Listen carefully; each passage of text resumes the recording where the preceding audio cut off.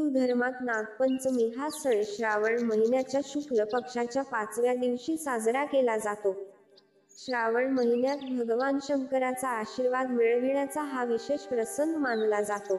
या दिवशी काही विशेष उपाय केल्याने भोलेनाथ प्रसन्न होतात आणि त्यांचा विशेष आशीर्वाद प्राप्त होतो.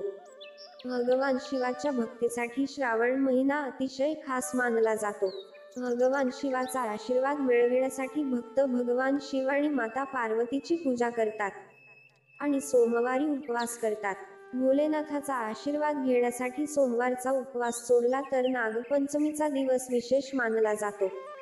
या दिवशी भोलेनाथाची विशेष पूजा केल्याने भगवान शिव प्रसन्न होतात आणि त्यांच्या कृपेने साधकाच्या सर्व मनोकामना पूर्ण होतात आणि जीवनात सुख, शांती आणि समृद्धी येते.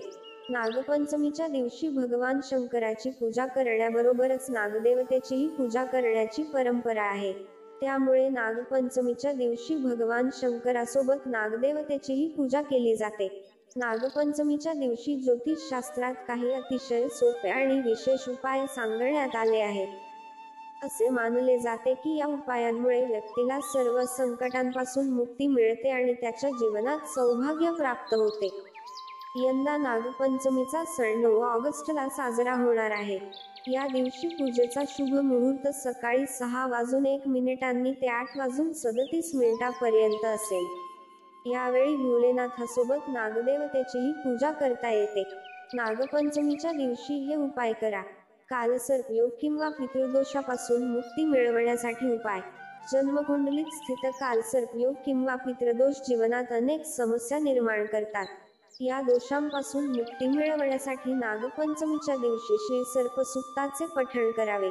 पितृदोषापासून मुक्ती मिळवण्याचा उपाय. नागपंचमीच्या दिवशी भगवान शिवाला चंदनार्पण करणे खूप शुभ मानले जाते. म्हणून या दिवशी भोलेनाथाला चंदन अर्पण करा आणि त्यानंतर चंदनाने तिलक लावा. तसेच या दिवशी सकाळी आणि संध्याकाळी घरामध्ये कापूर जाळून श्रीमद भागवत पुराण आणि श्री हरिवंश पुराणाचे पठण करावे. असे केल्याने पितृदोषापासूनही आराम मिळतो असे मानले जाते. पैसे मिळविण्यासाठी उपाय. नागपंचमीच्या दिवशी चांदीच्या धातूपासून बनवलेल्या नागाची जोडी मंदिरात दान करणे खूप शुभ मानले जाते. असे केल्याने आर्थिक लाभ होण्याची शक्यता असते असे मानले जाते. दुःख दूर करण्याचे मार्ग.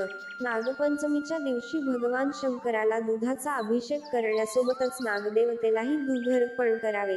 नागपंचमीच्या दिवशी सूर्यास्त होताच गाईचे दूध नागदेवतेच्या नावाने मंदिरात आणि घराच्या कानाकोपऱ्यात मातीच्या दिव्यात ठेवावे. असे मानले जाते की असे केल्याने व्यक्तीला सर्व त्रास आणि दुःखांपासून मुक्ती मिळते. संपत्ती वाढवण्यासाठी उपाय. नागपंचमीच्या दिवशी घराच्या मुख्य प्रवेशद्वारावर शेण किंवा मातीने सापाचे चित्र काढावे. यानंतर विधीपूर्वक या चित्रांची पूजा करा. असे केल्याने संपत्ती वाढते असे मानले जाते. मित्रांनो, व्हिडिओ आवडला असेल तर व्हिडिओला लाईक करा आणि व्हिडिओ कसा वाटला ते देखील कॉमेंट करून कळवा.